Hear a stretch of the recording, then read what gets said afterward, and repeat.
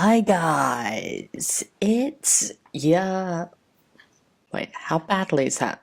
It's fine. Hello, all you kings, queens, and non-binary beings. I am back. The universe's least favorite trans femme degenerate. Probably many other slurs I'm not allowed to say on YouTube. I'm everyone's favorite enemy and least favorite friend, and today we're covering something fairly unique. I'm doing a Hazbin hotel theory. Yes, fuck you all. Fuck you. Fuck, the owl thing. Yes, so this theory, if you couldn't guess already by the title, is about Alastor. Specifically, Alastor. And, well, how the fuck be Alastor so powerful like that? Like, what? It gets into muddy territory, because you see, whilst there is certain things this theory manages to solve by the principle of existing, there's still I would classify this more as like a well-educated headcanon, but it's kind of the only one that really works in the current thing, because it relies a lot on circular logic. The theory works when you watch season 1 with the context of the theory in mind, but it may not push you as much otherwise. You get that? So, the theory, very simply explained, is... I should probably get on to why I've been gone. So I've been gone for a while because I've had internet troubles. The internet basically ate shit and died for a long time. And, I ended up... so because of that, I have not really had any internet. I don't even know what that did. What did that do? What did do? I'm pressing buttons and I probably shouldn't be, because I'm gonna fuck this up. Anyway, theory, God, fuck. They call me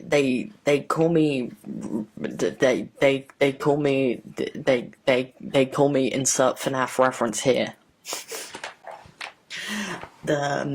So, the reason why I classify this as a headcanon is because of circular logic. That's where we were.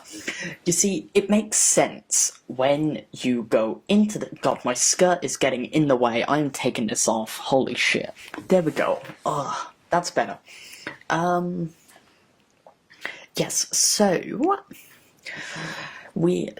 So it makes sense, right? But it may not grab you as much. Like, it's not like a solve-all solution type of theory, if that makes sense. So with that in mind, what is the theory? Well, very simply explained, the theory is that by process of elimination, Lucifer must be the one that Alastor is in debt to. And I know, it sounds fucking crazy. It sounds schizo. It sounds fucking crazy, but just trust me, okay? Just trust me. So, let's outline the sort of periphery of this theory first. So... Oh god, my hair is getting in my face, fuck. So the periphery. Come on, let's focus on the big things here, Hyper. Let's focus on the big things. The theory is kind of set on a precedent of 3 pillars. Let's go through each pillar individually. So the first pillar is Alastor's scene in season 1, episode 8. The second pillar is the process of elimination part, and the third process is almost like a direct response to other theories I've seen on Reddit. A theory to solve this I would consider invalid if it can't answer the simple question of how does Alastor go toe-to-toe with Adam without even really trying, since we know canonically Alastor holds his power when he's around the others, he doesn't really go full tilt that much. You've got to consider he's got to be able to go toe-to-toe with Adam without even using 100% of his power, right? So how does he do that without angel metal? Because there's no way he has angel metal in that scene. He's doing that all magically. How is he doing that, right? That's the main pillar. If your theory doesn't provide a concrete reason as to how he can do that, then your theory, in my opinion, is considered invalid, right? You know, yeah, like, and we know it's magic as well, because he's not, because, for example, his magic is shown to be resistant to angel metal. Remember the shield? Everybody seems to forget this, but remember the big bubble shield he makes? I'm probably showing it on screen right now. Blocks angel metal. Do you know who else we see that? The only group of people we see able to do that? Charlie and Lucifer. Guess what they are? They're sins. Do you see where I'm going with this? So let's go through our group of sins, shall we? We have, well, just the important ones. Beelzebub doesn't even appear. There's Mammon, and the only other really important one is the sex one. Asmodeus. That's it. So, tell me, do any of those three involve black magic, voodoo magic, and being able to fight angels? Because I don't think so. So we're left with, by process of elimination, 2 candidates. And it's gonna sound fucking crazy, but hear me out. Stolas and Lucifer. No, I do not count Eve or Lilith, because neither of them have been on screen long enough for us to know their powers, and from what we do know about Lilith, her powers extend to singing. She, you know how Charlie sings? That's like the Lilith part, that's the reference. You know, she sings. So, from what we know, it wouldn't be Lilith, because Lilith doesn't have, like, that level of...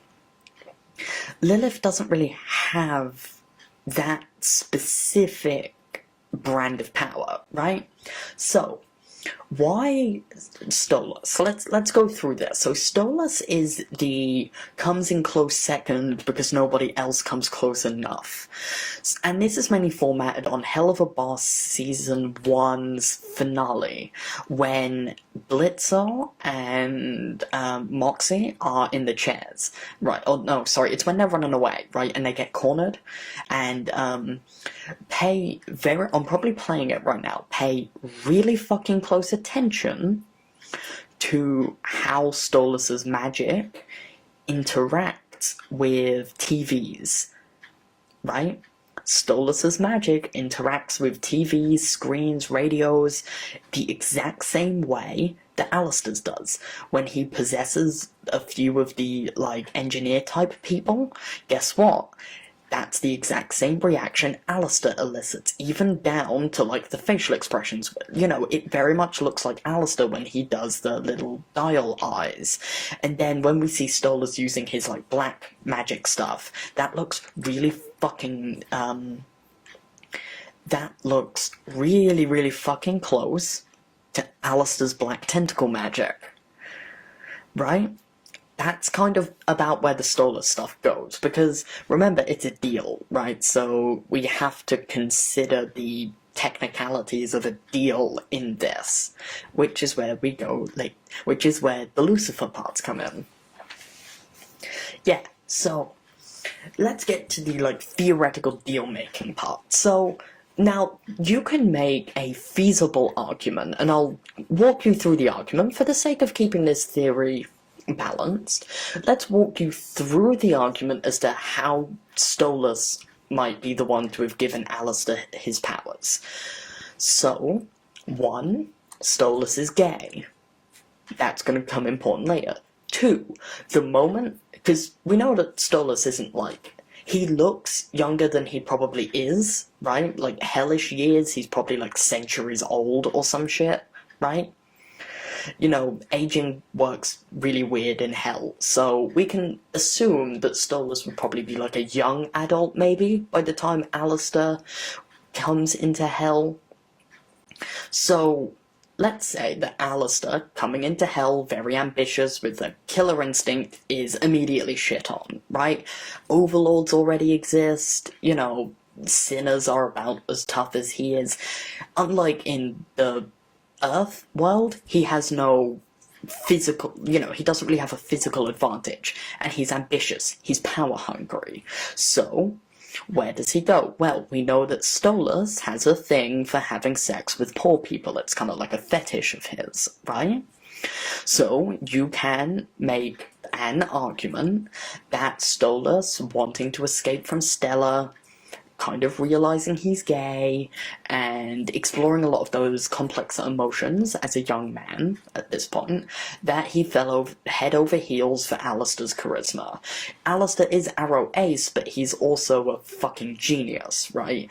Are you seriously trying to tell me that Alastor wouldn't be able to just, like, turn on the charm and, like, fake being attracted to Stolas? Like, yeah, obviously, Arrow Ace or not, acting is for everyone. He could just act, right? Alastor's very good at acting. So, let's say he just acts, right? Gets Stolas to fall head over heels with him. Stolas agrees to give him the powers, like Stolas gives Blitzo the grimoire. They do the little power sharing deal. Alastor gives his soul to Stolas. However, before they actually get to having sex, Alastor runs away. The moment Alastor gets what he wants, he runs away, and he's spent his whole life since then in fear of repercussion. Right, a very, like, deep-seated fear of Stolas coming to get him. Now, that's an intriguing scenario, I agree, but let's run this through, right? Let's get into the nitty-gritty of why I don't think this works. And I think it's mainly just Stolas' personality and the logistics. 1. Stolas may live in a Pride Ring, but he never goes near Pentagram City. As far as we know, he doesn't even know where Pentagram City is, right? This would mean that Alastor would have had to, like, realistically, Alastor would have had to have broken out of Pentagram City, which is something presumably is impossible, or at the very least really hard to do without powers. He would have had to have broken out of the fucking city, and then went and, like, tracked Stolas down somehow? Like, are you fucking kidding me? That's ridiculous in and of itself as a premise. Now, you could make the argument that maybe Stolas went on a royal meeting to meet with Lucifer or some shit, but, like, come on, don't bullshit me. Don't fucking bullshit me.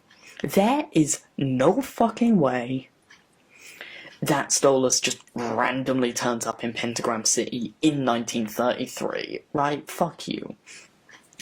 Second pillar, right, of why I don't think this works is personality. Stolas does not let love go. He is borderline obsessive. We see this. I'm sorry, you cannot convince me that under a different set of conditions, Stolas could have easily have been a yandere character. He is very obsessive, clingy, and protective. And that's something you can't take away from his character. Whether Alastor walked out on him or not, you don't think Stolas would be obsessively sending letters, sending patrols to track him down, utilizing his fucking, like, private army to go and find him? Give it a rest, right? He knows that Alastor is a sinner. He knows that every sinner is in Pentagram City. He would track him down eventually. Logistically, there is no way that there is not a single time that Alastor and Stolas don't meet past that point. You're just, no. Fuck you. There is no way that, like, Stolas is not obsessing over Alastor.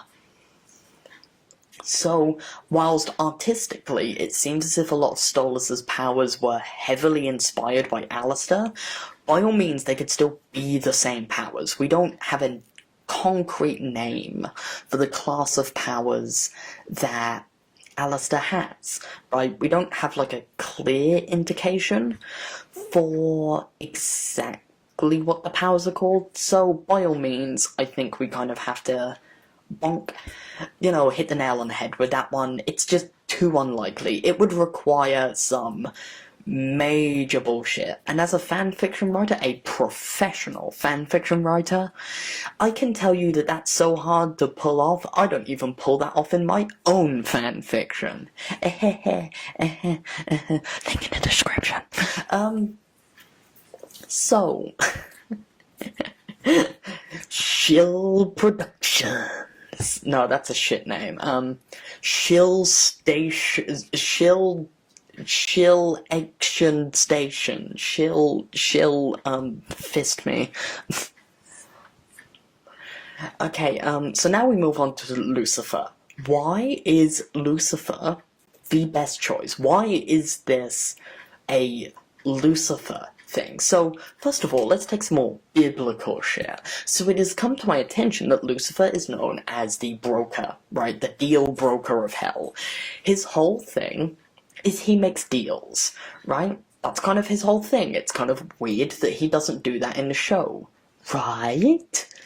That's kind of Lucifer's whole thing.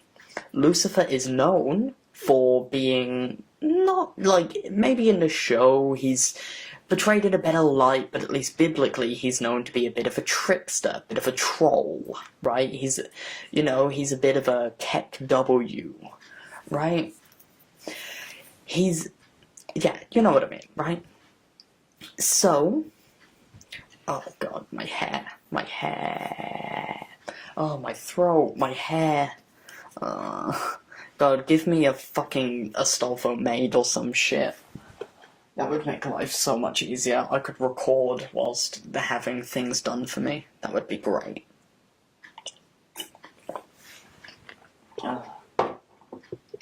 Anyway, yeah, so that, so Lucifer makes sense from a biblical standpoint to be somebody who is involved in large-scale deals. He's a known trickster, he's the deal broker, he's a bit of a troll, So let's move into the, in-show evidence. So I'm gonna bring up Season 1, Episode 5. These are some, again, all of this evidence is where is what I put into the circular logic part, okay?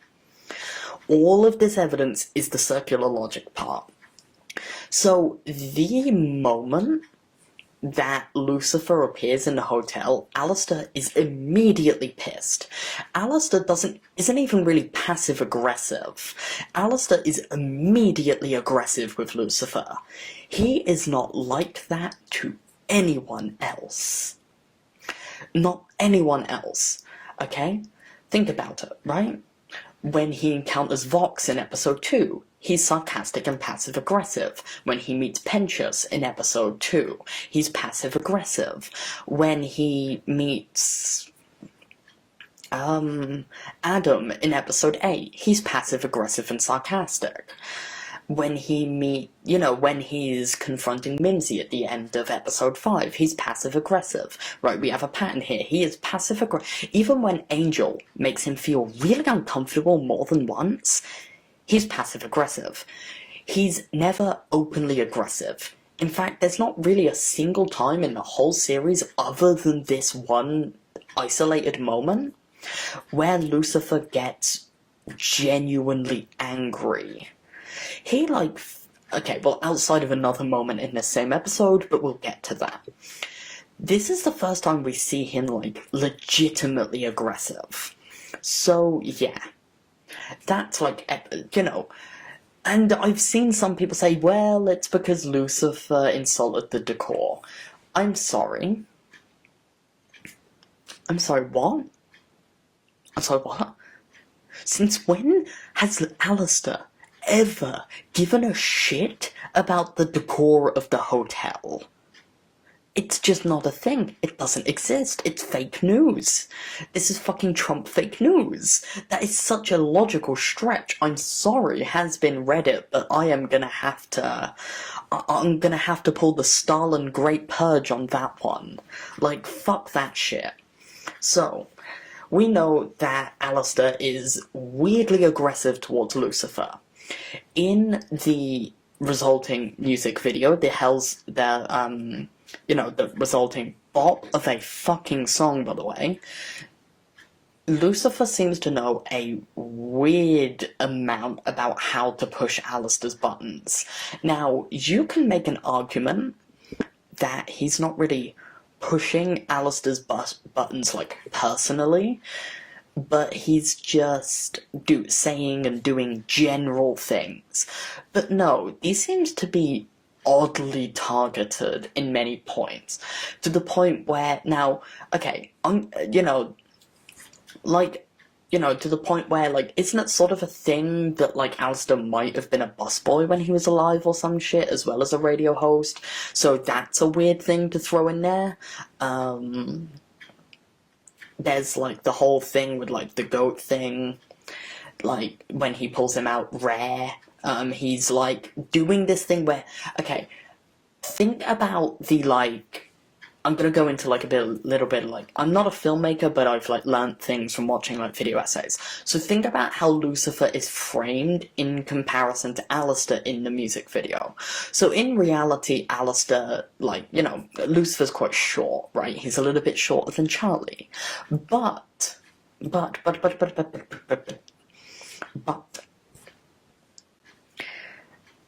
in the music video, whenever we're seeing things from, to be honest, either Alastor or Lucifer's perspective, Lucifer is normally the one bigger than Alastor.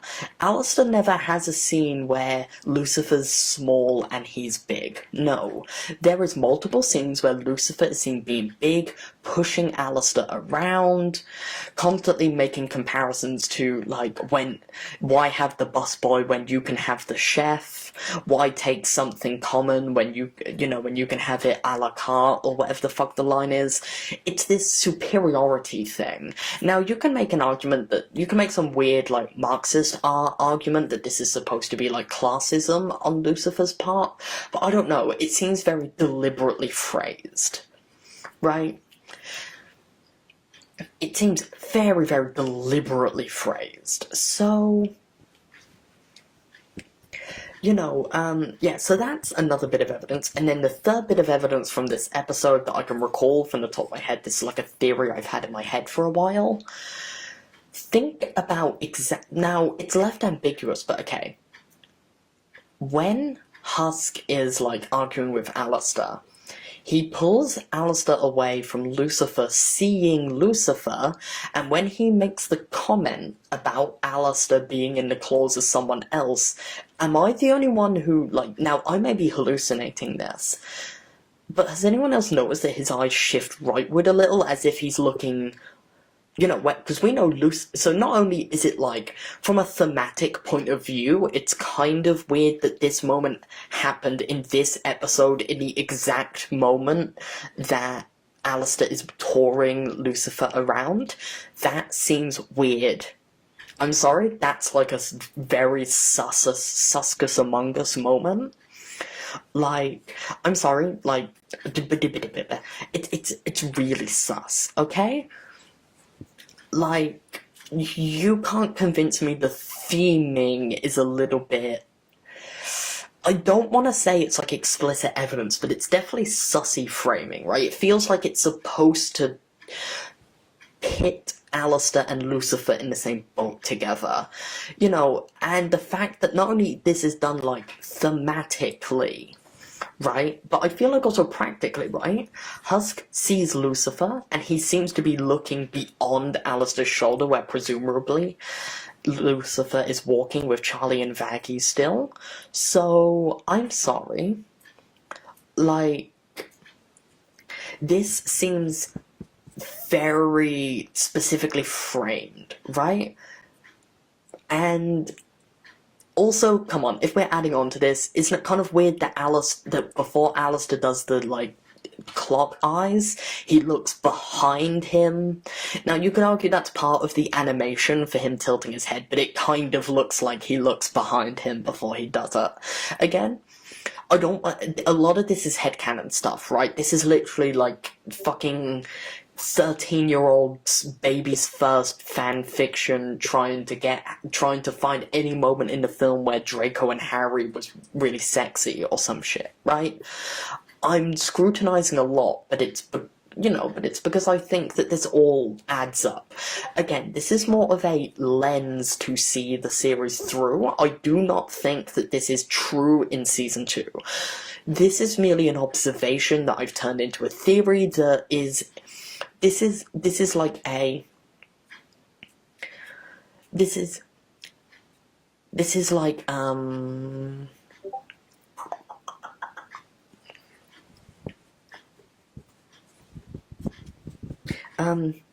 yeah, so we are seeing,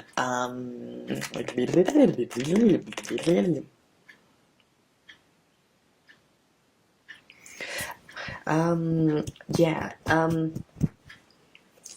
so this is, yeah, so, this is all very, but this is all supposed to add together, right? 'Cause I don't think that this is all going to be, now, I wouldn't be surprised if this is the direction the series was going, but I don't think, personally, this is where the series is going. This is just kind of this is the best answer we've got for now. Okay. So, on top of that, we're going to move into the, other evidence. So...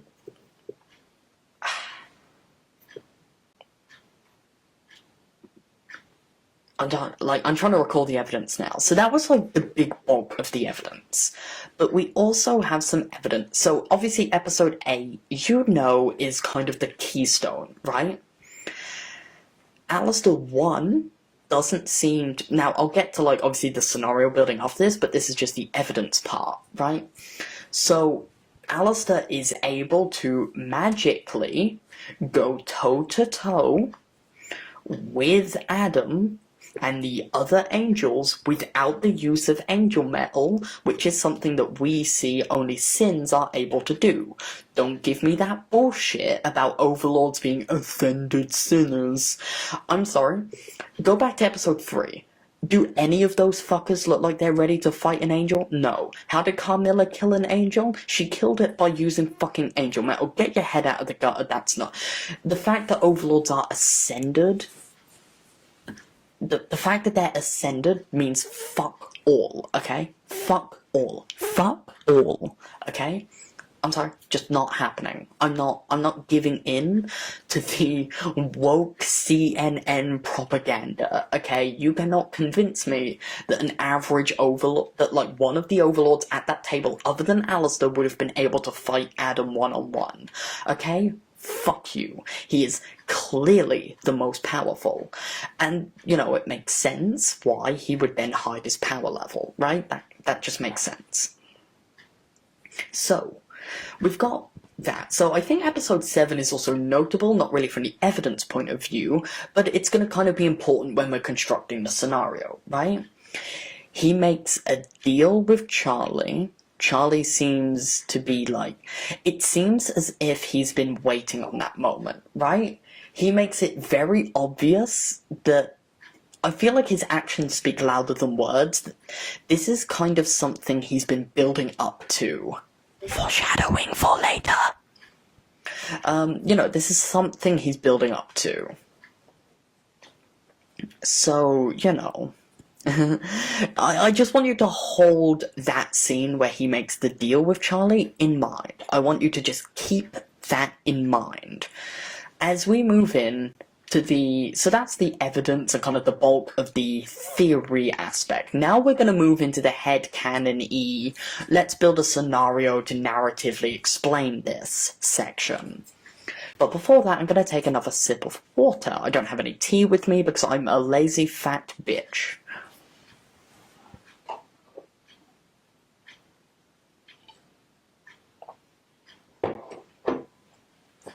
Alright.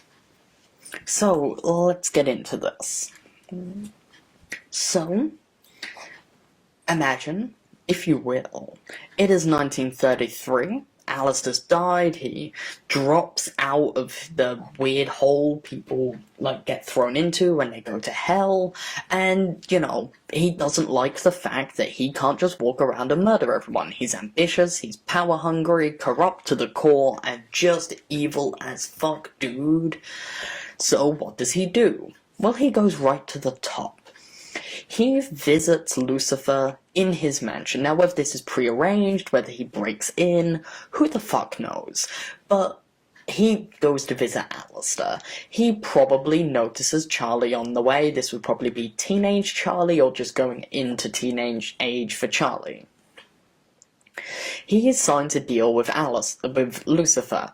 Lucifer maybe doesn't gain control over his soul. I don't think that's Lucifer's thing. I think Lucifer instead focuses more on the physical aspect.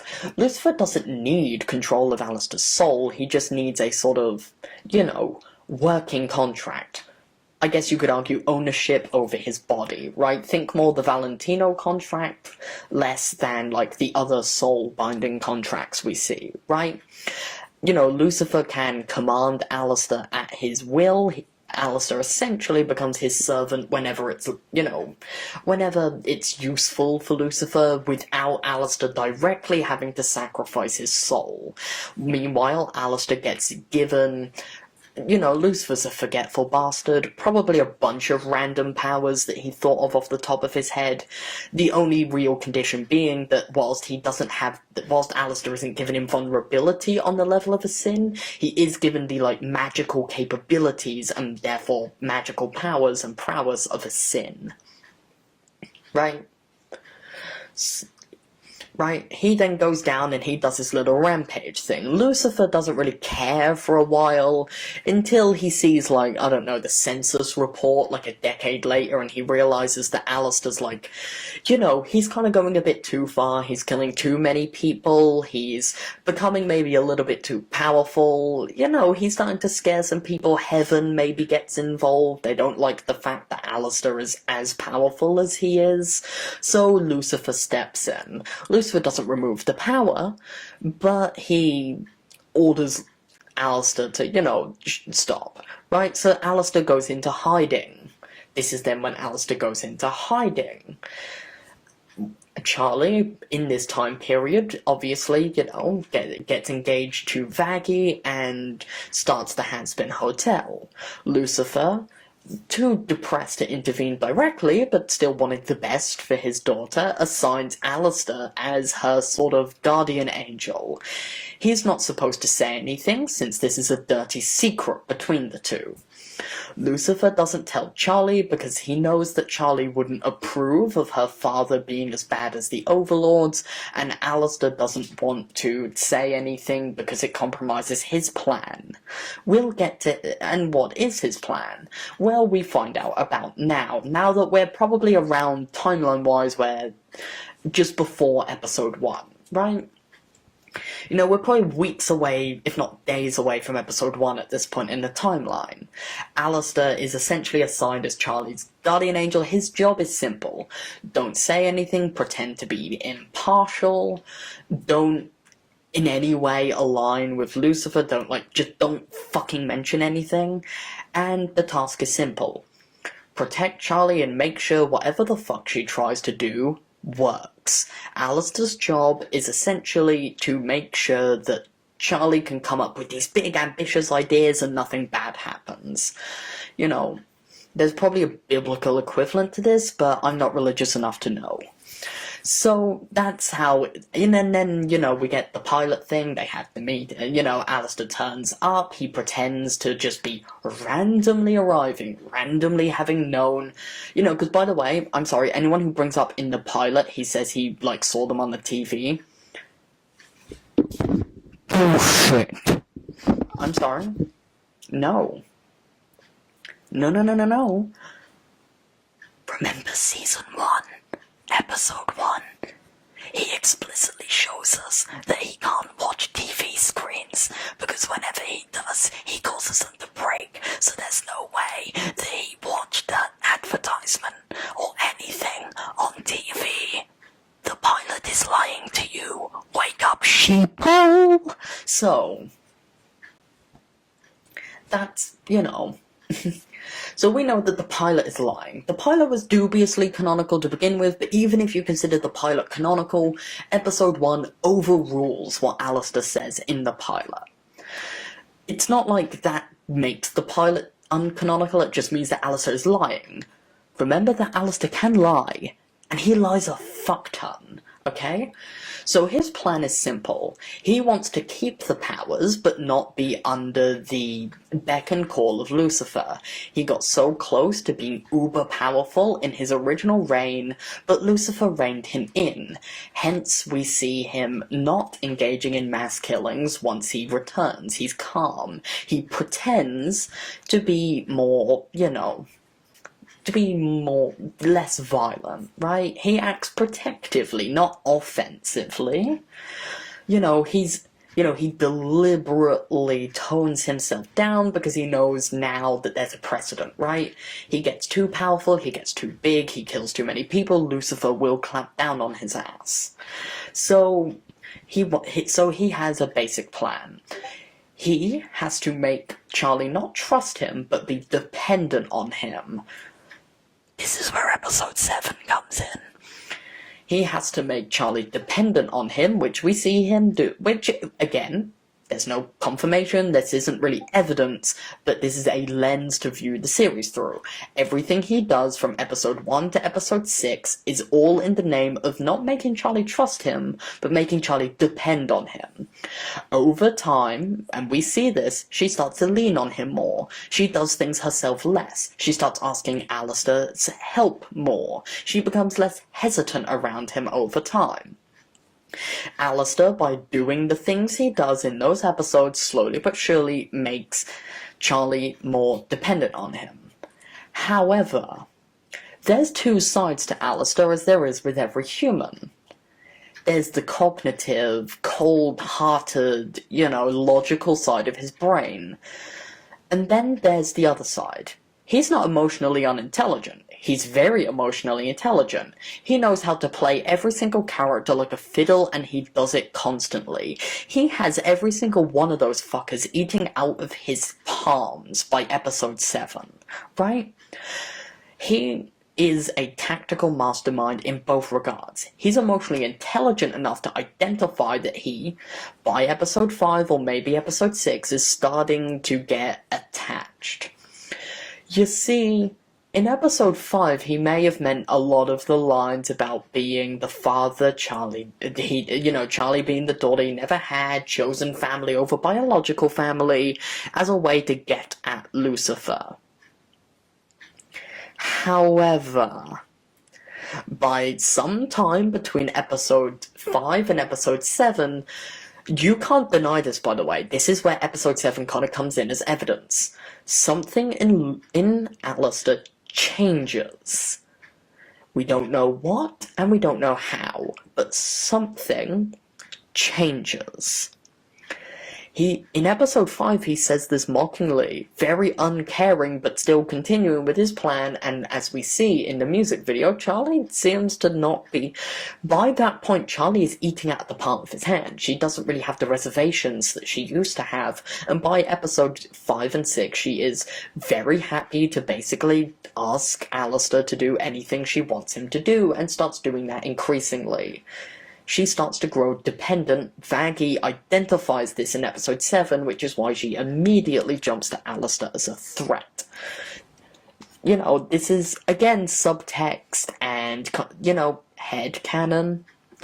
We're in headcanon territory here. I will remind you, whilst there is definitive evidence of the deal, we know that the deal that they make in episode 7 does not involve Charlie's soul.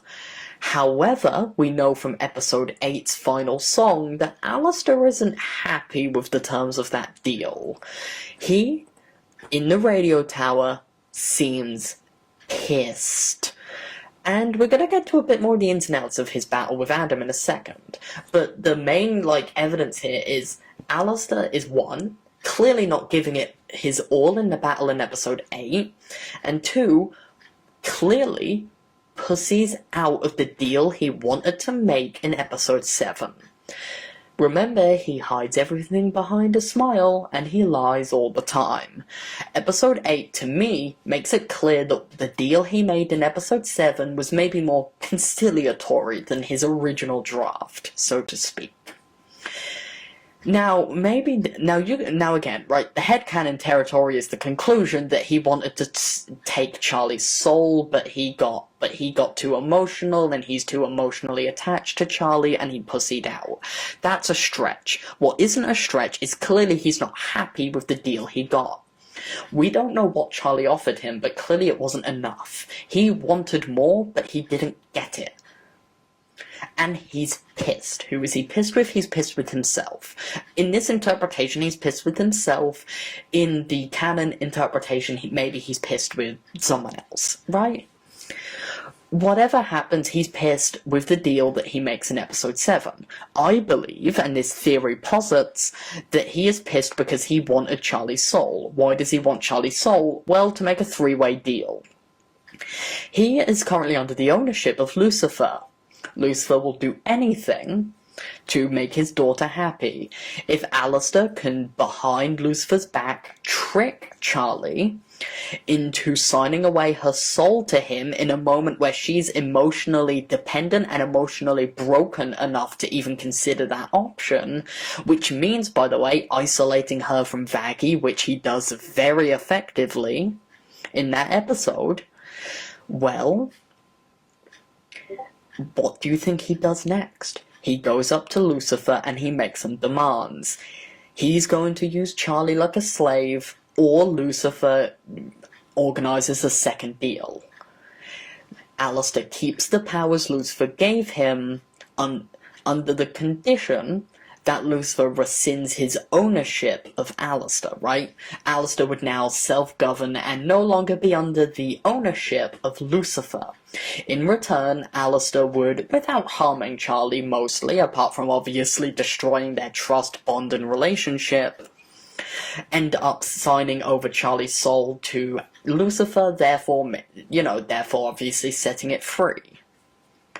That is the deal that I think Alastor wanted to make, and that's been his plan since before the series even began. Everything he does up to Episode 7 is leading to that point. But he pussies out because, as most people acknowledge, he does indeed start to grow attached. Now, how attached he grows depends on your interpretation. I don't believe he grows majorly attached. I believe he does grow some level of, almost paternal bond over Charlie, though. There's only so much you can essentially be the guardian angel of someone before you start to feel a little bit paternal and protective over them, and I think that's what we see happen in Episode 7. He just can't bring himself to fuck her over like that. He just can't do it.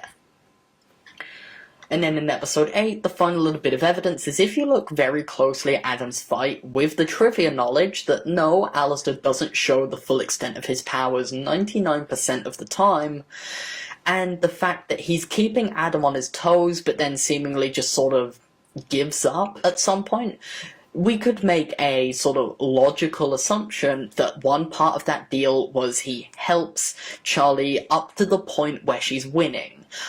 And obviously we know that up to the bit where Alastor runs away, Charlie is, by all means, winning the battle with the angels.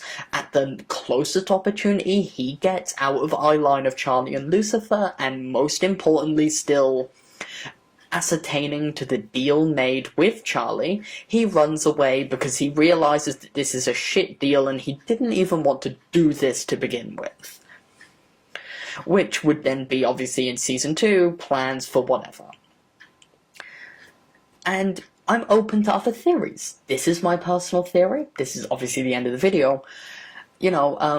However, for your theory, and by the way, I'll make a follow-up to this if there's enough theories in the comments down below. If there's enough theories and headcanons that I find actually convincing, whether it be a rebuttal to this theory, a debunking of my theory, or just a theory that you have that sort of totals up in logical consistency to this one, I would very much like to hear them in the comments down below. You know, and I would say the bar, right, as I'll maintain my bar, is your theory has to maintain that Alastor is able to match the power of a sin without being a sin himself. And that's the bar, right? He has to be able to have the magical powers of a sin equal to that of a sin, not below, but equal to that of a sin somehow, without being a sin himself. Though that is the bar. If you can cross that bar in your theory, then I consider it valid, and we can have a discussion about this. This is an era where I'm going to be possibly, because Hazbin Hotel is my hyperfixation at the moment. Yeah.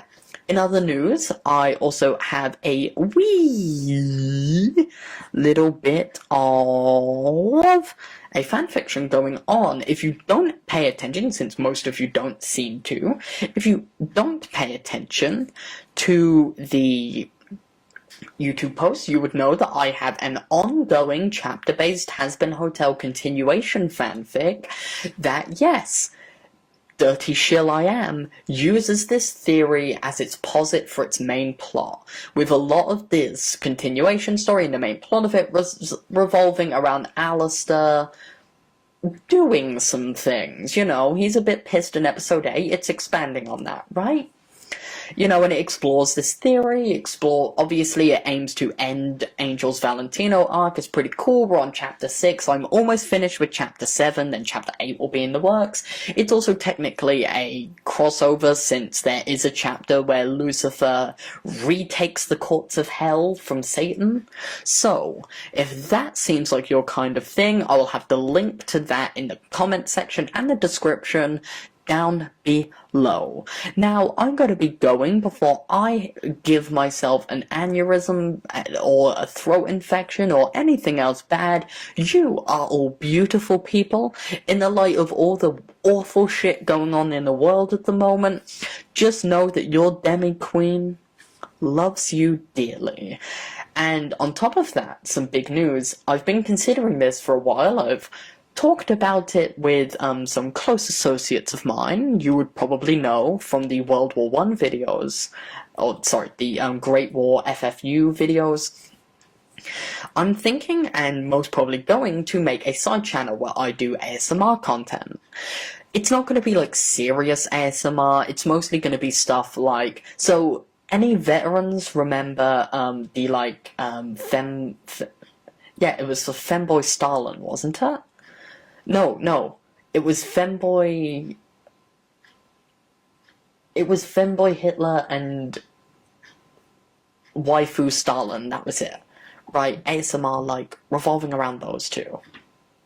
So yeah, that's gonna be in development. I might do that. It's easier for me to edit, obviously. So, if that feels like the sort of thing you're interested in, then stay tuned, right?